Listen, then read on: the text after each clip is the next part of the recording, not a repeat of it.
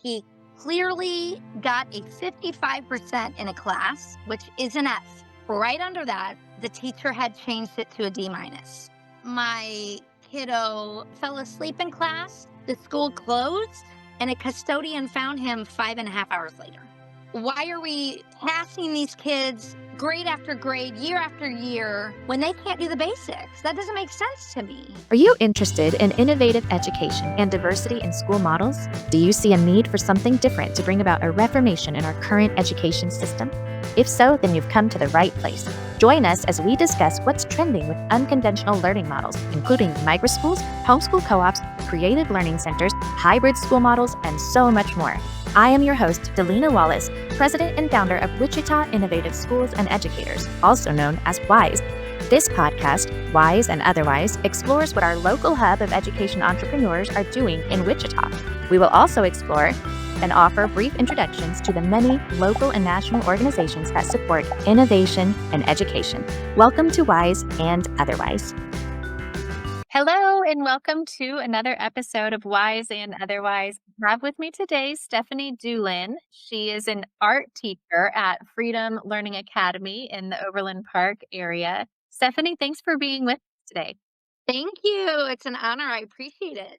Yeah, and you're not only an art teacher, I see your studio in the background there, but you also have children of your own who are attending FLA. Is that right? Yes, I have 3 there currently, and my preschooler that is super excited to start kindergarten this fall. Oh, that's great. That's Yeah. great. So I'm assuming it's been a good situation and it's been a great fit now that you have found Freedom Learning Academy and Josiah Enyart in his school. Tell me a little bit about some of the background. What have you experienced? What was the school situation for your kids before you got to join with FLA? Yeah, we were at that point where we were under the impression that the public school system was going to allow, in fact, we received communication that they were going to allow parents to make the choice if their kids were masked or not when they went back to in-person school. And so basically it was kind of like your risk, you're willing to risk, and I was. I did not want my kids masked. My husband did not want our kids masked. So under that impression, we went ahead and enrolled them. And within several days before the school district opened up and the year started, another email was sent out saying that they were negating that and that it was going to be back into masks. And that was kind of my the straw that broke the camel's back for me. I didn't really have a plan B. I had no idea what we were going to do. I was not freaked out, but definitely Right. not sure. I really wasn't sure, but I just knew that for us personally, it was just something that we did not feel comfortable with sending our kids back in that situation. So oddly enough, the day that we received that information that it was going to go back to masks, I had reached out to some friends and said, "Hey, what are you guys doing?" Um, I had no judgment what anyone was doing. Every family's different, every kid is different. I mean, I've had some of my kids in different programs over the years. So sometimes what works for one doesn't work for another. It's just different fits. But just reaching out, saying, "Okay, what's your plan here this year? Has anyone heard of anybody doing anything like a co-op or whatever?"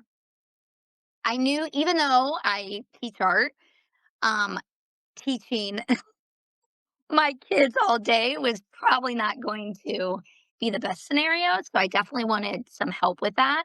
And lo and behold, that afternoon, one of my friends contacted me and said, "Hey, I had a lady I was talking to today. My friend is a hairdresser, so she was doing our hair and said, she mentioned this guy that's starting the school out of his home. Do you want his contact information?" And yes, I Yeah, do. that's And great. so I called him right away, and so we were, I think, one of the first families that called and set up a time with him to meet. And it So was a this is really Yeah, this is interesting because this is the second call I've had with another parent of FLA, and I have already had Josiah on our podcast. It's been almost a year ago, probably, but the story of the origin, this is like the Yeah. origin story of Yep. FLA and the time of COVID. It was like 2021, and he had the same scenario because he was ready to go teach at this school and Yep. thinking is kind of under the premise that you wouldn't have the masks mandate and things like that, that parents would have the freedom. So he was disappointed in the accountability because the administration basically like backtracked on what they had said. And it's kind of a theme as I've been talking with you about like just the theme of administration in the public school, the lack of accountability and follow through with what they say, like if they have procedures in place or whatever. And can you tell us some of the other scenarios outside of the COVID thing? Like that was the catalyst for you, kind of the final straw. But you've also had other situations with the administration not having accountability, and what you've mentioned to me is like wanting some accountability for your children when they're at the school, whether it's behavioral accountability, academic accountability, or even like, do you know where my child is and are they where they should be at this time? Can you Yeah. tell me a couple of those scenarios that you had experience there? Sure. Yeah, that is one of my biggest things is that I feel like it's really important to have a team effort when it comes to um, a kid's academics and mental health, and you get all these people involved in their life, and I mean, I've told people. Side note, I would love to normalize kids going to therapy. My Mhm. kids love going to therapy, and I love that. They fight over, "It's my turn, it's not your turn," and I think that that's great, and I love having other people speak into my kid's life because sometimes as the mom and dad, they don't wanna hear it from us, right? And so, I look for that accountability in other avenues, and school is one of them, and we've had a lot of situations where I was under the impression that if said child gets caught doing this, if said child gets caught saying this, participating in something they shouldn't be doing, that this would be happening. And it didn't. It didn't. So I struggled with, okay, how do I discipline at home something that's happening at school, but yet they know they're getting away with it? Yeah, They absolutely know how to get away with it right. as they're being allowed to get away with it. And so I'm laughable. They look at me like, Mm, not a big deal at school. I'm not getting in trouble for it. yeah, Without that accountability, I just feel like we're giving these kids, we're, it's just a huge disservice to these kids. Grade wise, we had one kiddo that I have a screenshot of it. He clearly got a 55% in a class, which is an F. It's an F. That is the grade he got for the work he did. And right under that, the teacher had changed it to a D minus. Now I'm thinking, did I see this wrong? Am I reading this wrong? Like I don't understand. So I reached out to the teacher, and sure as nothing, he admitted through email that he changed it. He changed it because he felt bad for him, and just he's just been really tired, and just these little things that I thought he got an F. right. And you were It okay should with be an the F. I was consequence and the grade and absolutely okay with that because if that's the work you put out, that's what you should get. There was another class where he was actually receiving an A, and I reached out to the vice principal and I said, "It's under my impression that the class that he's getting this A in is it's called guided study. It was basically a glorified study hall to help you catch up on stuff." And I was like, if he's failing all of the other classes, why is he receiving an A in the class that should be helping him catch up? I kind of felt like that was a common sense question. I don't know. right, right. And she said, "Well, that's just not how that works." I said, "Well, then I'm confused." Um, Now, in the same class where I was advocating for work to be done, was the same class that my kiddo was um, not accounted for and fell asleep in class. The school closed, and a custodian found him 5.5 hours later. Oh my goodness. To me, that's neglect. To me, that there should be some consequences. The teacher got a slap on their wrist. Um, I got sent to another Oh, principal to talk to. I I've tried really hard to be an advocate for my kids, for their academics, for accountability, and I've been blown off in the public school system so many times. I've mhm. been laughed at. I've been laughed at. I Wow. had an IEP meeting that one of my kiddos really had a wide gap. He came to us out of foster care. We did adopt him, but there was some gaps there. Just what happened, unfortunately, and we were trying to close that gap. Then COVID happened. The horrible experience for him to do online schooling, for his mental health, for his academics, everything. Um, a lot of issues there that I will not go into. That's his story. It's our story that, doesn't need to be shared, but it was really hard. It was very hard. And I remember finally when they went to in person, I have called so many meetings with schools like, "Hey, I need some like communication here. No one's communicating with me. I'm reading what I'm reading on Parent View, and I'm hearing from my kid, but I there's something missing here. Let's talk." And so there was this IEP meeting that we got together for, and I said, he lost a lot during this time that he was sent to online schooling. Is there some foundational skills that we could work on? Reading, writing, like spelling. And they said, "Oh no, we don't do that. Not at this level." I'm like, even if Um, that's hard what for he needs. and they, "Oh no." And I said, "Okay, well, I'm confused." And this teacher laughed at me, chuckled at me, and said, "It's okay. It's just normal now. This is how it is. He's where he's supposed to be. He's where everyone is." And I just thought, why in the world are we normalizing this? Why? Why are we pushing these kids? Why are we passing these kids grade after grade, year after year, when they can't do the basics? That doesn't make sense to me. Um, Yeah, I don't you understand. I'm advocating for my child to learn some foundational skills to close the gap that he did not have, and I got chuckled at. And and I you're simply wanting some teamwork with the absolutely, school, with the yeah, teacher, yeah, administration. You even mentioned a scenario, earlier when we were talking just about, like, your son playing for sports, but not having to meet those academic standards so that he could play, and when you're trying to say, "Hey, can we hold him accountable? Like, I want to on my end as a mom. Can I get some help here with the school?" You haven't seen that. no, I Um, asked for him to be benched at the time, and they said no. Thanks again for listening to this episode of Wise and Otherwise. We'd like to ask you to take a minute and please rate and review our podcast so that others can learn more about us, and just to continue to show your support for this work that we're doing.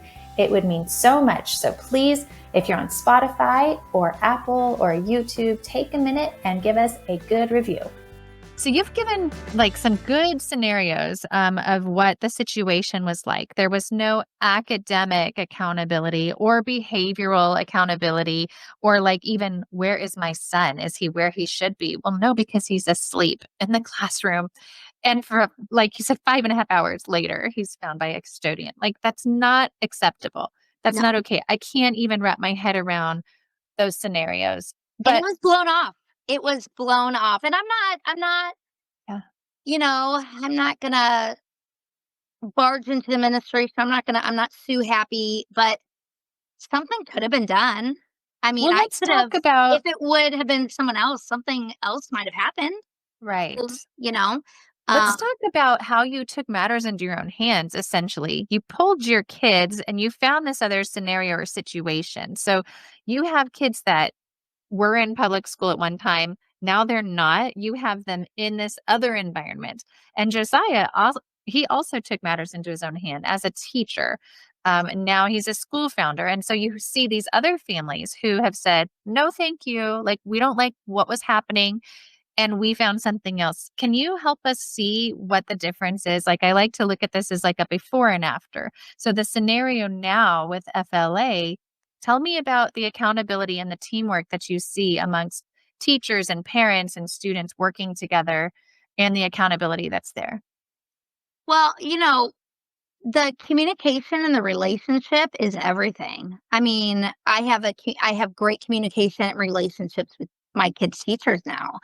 If I'm struggling with something at home, I'm like, "Hey, here's what's going on. Like, I just need you to know, could you speak into them, or could you maybe even address it?" And that is huge. That's huge. I also love that, again, there's that freedom there. I know what my kids are learning.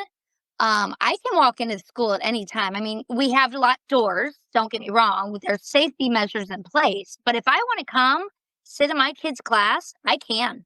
I Wow. absolutely can.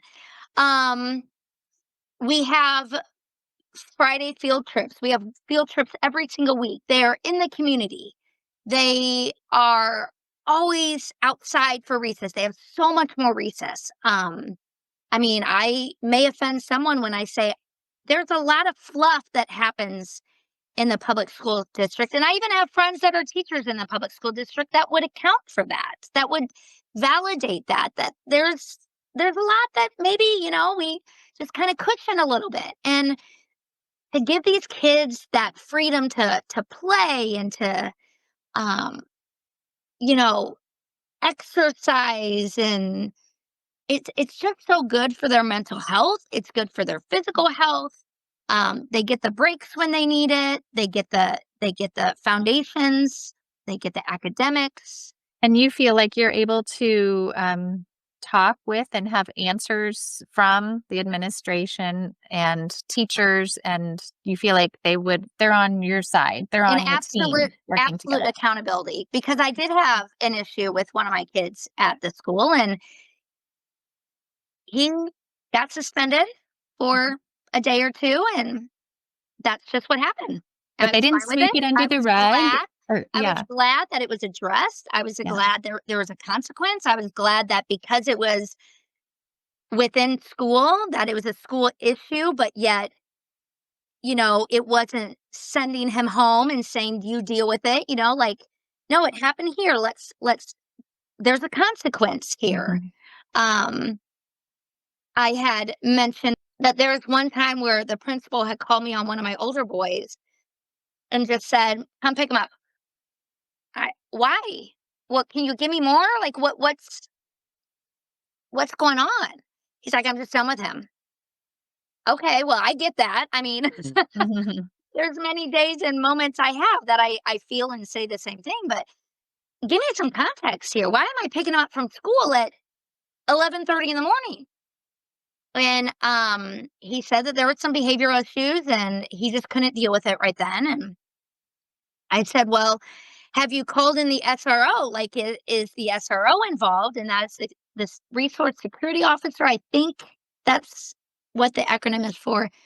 And he said, "That's not what we use the SRO for." I was like, "Why? Why, when there's a behavior and there's Yeah. a police presence on your property, why are we not utilizing an SRO in that way?" He said, "That's just not what we use them for." Um, And when a I situation was happened, a confused. behavioral right. So this was a behavioral issue at school, and it wasn't dealt with at school, and they just basically wanted to pass it off to you, "It's your problem, take him home." But what you were looking for was more of this, like, engagement, like, "Can we work together? Will you support me as the mom?" And again, you're fostering and adopting kids, and you're doing your part at home, but is the school doing their part? Trying. Right, Yeah, we sure. all try, right? I mean, I do my best, but man, Yeah, it is very hard when you feel like you're raising your voice, you're advocating, even in a way that your kid doesn't want you to, but you feel like that's what's best for them. sure. Um, and as much as I want my kids to be held accountable and have consequences, there was also a situation where, I also have my kids' backs when need be as well. There was a Mhm. situation where um one of my older boys got suspended for a fight. Okay, I'll back that. But can you tell me more? And they had a video of another kid punching him first. Mm. And yes, he retaliated. There should be a consequence for that. Absolutely. I get that. But the consequence that my son received versus what the other kid received was not fair, I didn't think, or holding the situation accountable at all. Um, and there's also a point of, can they not defend themselves? Yeah, Is right. this not okay? And the school said, no, they're not allowed to. Mm. If Oh my someone is goodness. punching them, they're supposed to be punched. The only situation is maybe if they're like in a bathroom in like a corner and they can't get out. I was Yikes. like, well, if I'm in my house and someone's coming in, I'm gonna be putting up a fight. I'm gonna Right, try to right. defend myself and my kids, or whatever the situation is. But my kid wasn't allowed to. Now, again, I was not condoning the fight. I was not Mhm. saying don't give my child a consequence, but I just felt like the Yeah, procedures and the policies, especially after COVID, it was like they could change things like that, within a yeah. day. Like, here's our new procedure today. Here's our new policy today. But yet, if I were to suggest in a situation, okay, well, could we think about doing this? It was like, no, that's not our policy.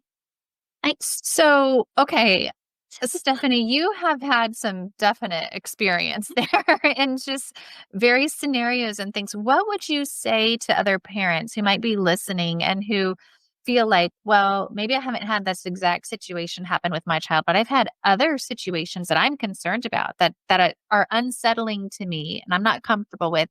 What would your message be to those parents who feel like they're frustrated with the system and with the school? What hope is there and what advice would you give? Oh gosh, that's a hard one. I would say that as parents, we need to be valued. We need to be respected on how we're raising our kids, and our choices for our kids. And um, trust your gut. I know that when we met Josiah, it was very unconventional. That's not anything I ever thought I'd do with my kids. Like, send them to someone's basement. I mean, what? That sounds so crazy. And I get it. Like, I feel the same way if I had heard that from someone else. But man, we felt so much at peace about it. And I just felt like my voice didn't matter. And I wanted my voice to matter with my kids. Mhm. And I'm not saying there's not hope in the public school. Do not mishear me. But for me personally, my family, we just needed that separation. We needed a different scenario. We needed a different space. We needed to be heard. We needed our kids to learn. Yeah. Um, and I would just say, you do matter. As a parent, you matter. You should be valued. And if you're not feeling valued, I'm not saying to, you know, don't rise up and make that happen. But if it's not happening, it's amazing how many things have come out of COVID, co ops, homeschool, organizations. it's not perceived as I don't wanna use the word weird, but it's just not perceived as different anymore. It's wherever wherever works for you and your family, and I think that we need to have different options, and Absolutely. I Yeah. think it's great. I think it's great there's now more options for kids and families because they're all different. They're Yes. all different. So, Yes, and I really appreciate people like Josiah who are taking that initiative and creating a healthy environment and working with parents and listening to parents. It's so important. Well, I feel like we could talk forever and I could just keep hearing more of your story and and I might things. have some more stories under my belt, but yes, yes, I appreciate it. Yeah, for sure. Thank you so much for your time and for sharing Yeah. your story. Thanks for being with us today. Thank you so much. Have a blessed day.